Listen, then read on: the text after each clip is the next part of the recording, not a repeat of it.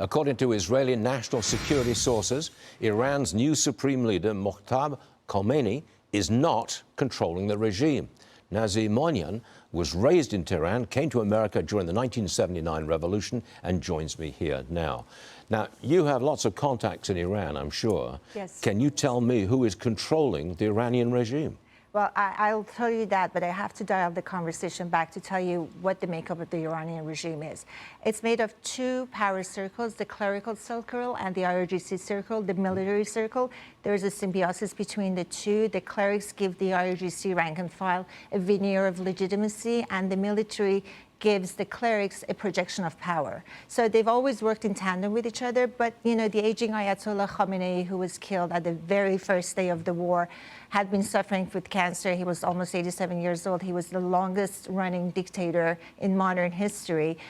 He had been ill for some time, so the military was gradually more in charge of state affairs and military affairs. Having said that, Mojtaba Khamenei, who's the second son, who's supposedly gravely injured and may not even know he's a supreme leader. You don't think he's controlling the country? He doesn't have control. So who is? The Revolutionary Guard? The Revolutionary Guards are in control, yes. And you could actually say by the language, you can tell by the language of the announcements that are hitting the newscast. And if any leader of the Revolutionary Guards popped up, yes, he'd be knocked off pretty fast, right? I think every leader who's been important in cracking down on the citizens and also external threats to Israelis, to the Western world, has a target on their back. What we're looking for is a general or a military leader inside Iran who is prepared to walk away from the regime and come with us. That's what we're looking for. We're looking for a nationalist. We're looking for someone who puts the well-being of Iranians ahead of the importance of Islam or safeguarding of Islam. Iran is a nationalist country. Nationalism is the most enduring ideology in Iran. It's not hard to find nationalists who want to take the reign, but we already have one, the Crown Prince Reza Pahlavi, who's already announced his readiness to lead the country into transition. He doesn't want to be the Shah. For the naysayers who have some things against him, you know, he has the support of the Iranians on the streets. He's the only one whose name is being chanted. Okay. Secretary of War Pete Hegseth, he says the Iran war is very much on track. Watch this.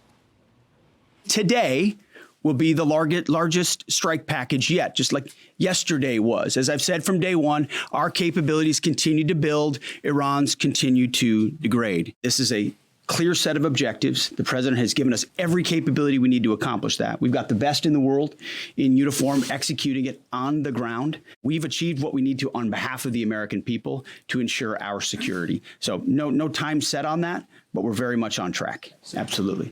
Okay, he says the war is on track. How does it look from your point of view? You know, I'm not a war analyst, but from what I hear and see and from the reports from Iran that I get every day, the military objectives have been achieved and they have superseded what they were set out to achieve. So I have no doubt that Pete Hegseth is saying exactly what it is.